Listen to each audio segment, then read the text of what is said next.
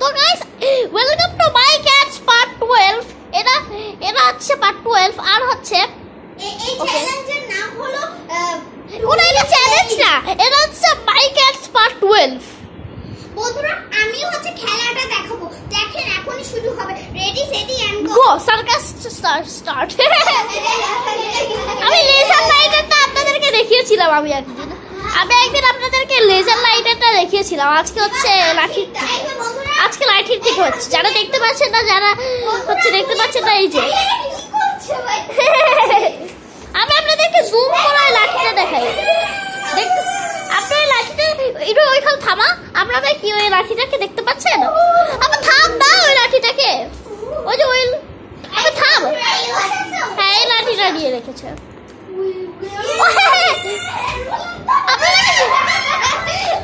আপনারা কি একটা জিনিস জানেন?